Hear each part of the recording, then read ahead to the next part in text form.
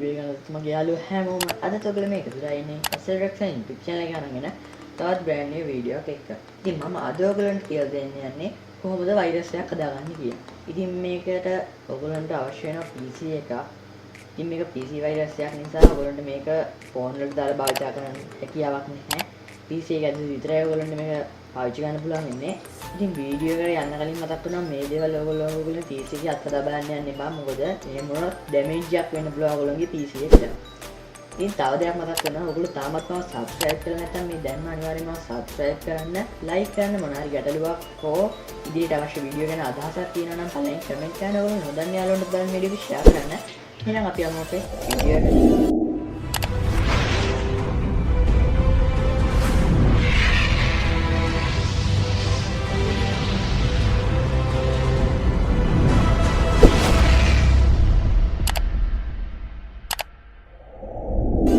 ඔයගොල්ලෝ මුලින්ම කරන්න ඕනේ ඔයගොල්ලෝගේ desktop එකේ right click කරන්න ඕනේ. ඊට පස්සේ ඔයගොල්ලෝ new folder එකක් හදා ගන්න ඕනේ.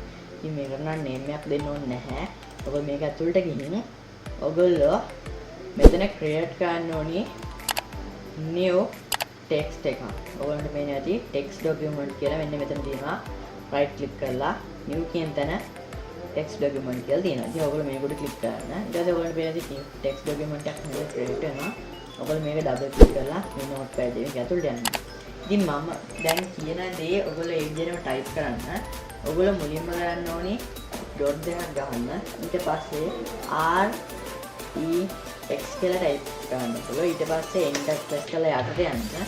එතන ඔයගොල්ලෝ type කරන්න ඕනේ MD space එකක් තියලා මෙන්න මේ ලකුණ ගහලා RANDOM කියලා ගහන්න. random කියලා ගහලා ආපහු කලින් දාමු මාක් එක දාලා enter කරලා ආපහු පල්ලෙහාට යන්න. ඊට පස්සේ ඔයගොල්ලෝ මෙතන type කරන්න GOTO කියලා type කරලා REX කියලා type කරන්න. ඔයගොල්ලන්ට පේන්නේ නැති මෙන්න මේක තමයි අපේ code එක. ඔයගොල්ලන්ට අවශ්‍ය නම් පුළුවන් මෙන්න මේ random කියන එක මෙන්න මේ සම්පූර්ණ සංකේතات එක්කම copy කරලා එතනටම paste ගන්න ටිකක් වැඩි වතාවක්. ඒක එහෙමනම් ඔයගොල්ලෝගේ මේ වෛරස් එක ටිකක් පවර්ෆුල් වෙන තියෙන හැකියාව ටිකක් වැඩි වෙනවා. ඊට පස්සේ ඔයගොල්ලෝ මේක මෙන්න මෙතන ෆයිල් කියන තැනින් සේව් කරන්න ඕනි. save as දෙන්න.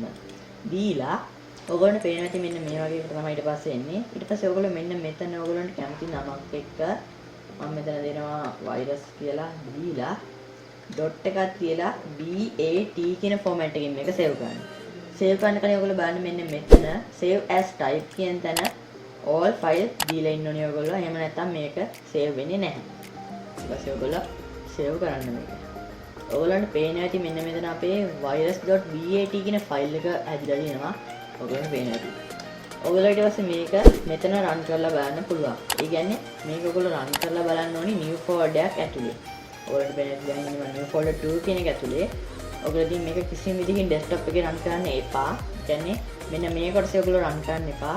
මෙන්න මේ ෆයිල් එක ඇතුලේ මේ වෛරස් එක run කරාට කිසිම ප්‍රශ්නයක් වෙන්නේ නැහැ. ඔයගොල්ලෝ දැන් මම මේක double click කරලා මේ වෛරස් එක on කරනවා. ඔයගොල්ලන්ට පේනවා ඇති එතකොට මෙන්න මේ වගේ command prompt එකක් open වෙලා ගොඩක් දේවල් load වෙගෙන යනවා. ඉතින් ඔයගොල්ලන්ට පේනවා ඇති මේ හැමදේම යන්නේ සුදු පාටින්. සාමාන්‍යයෙන් වෛරස් එකක් අපි ෆිල්ම් වල දැකලා තියෙන්නේ කොළ පාටින් load වෙනවානේ.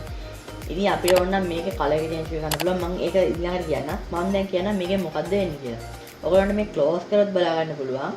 අපි මේ හිටපු new folder එක ඇතුලේ මේ වගේ new folders ගොඩාක් හැදිලා තියෙනවා. එකම විදිහේ new folders ඔයගොල්ලෝ මෙන්නේ මේක empty. ඉතින් ඔයගොල්ලෝ හිතනවා ඇති ඔයගොල්ලෝ දැන් බලන ඇති මේක කොහොමද වෛරස් එකක් වෙන්නේ කියලා. ඉතින් මේක වෛරස් එකක් වෙන්නේ මේක desktop එකේ run වුණොත්. ඉතින් ඔයගොල්ලෝ මේ PC එක slow නම් ඔයගොල්ලෝ videos බලලා ඇති කොහොමද slow එක හදාගන්නේ කියලා. ඒ videos වල ඔයගොල්ලෝ දැකලා ඇති මෙන්න මේ desktop එකේ දාලා තියෙන මෙන්න මේ icons ටික අඩු කළාමත් ඔයගොල්ලෝගේ PC එකේ තියෙන lag එක ටිකක් අඩු කරගන්න පුළුවන් කියලා බලලා ඇති. ඉතින් මේ වෛරස් එක ඔයගොල්ලෝගේ desktop එකේ run වුණොත් ඔයගොල්ලෝගේ desktop එකේ සම්පූර්ණ file හැදිලා ඔයගොල්ලෝගේ PC එකේ struck වෙනවා. එහෙම වුණොත් ඔයගොල්ලන්ට නැවතත් අලුතින් Windows install කරගන්න සිද්ධ වෙනවා. ඉතින් මම දැනට මේ ඔක්කොම delete කරලා මේ අපේ virus.bat කියන ෆයිල් එක විතරක් තියාගන්නවා.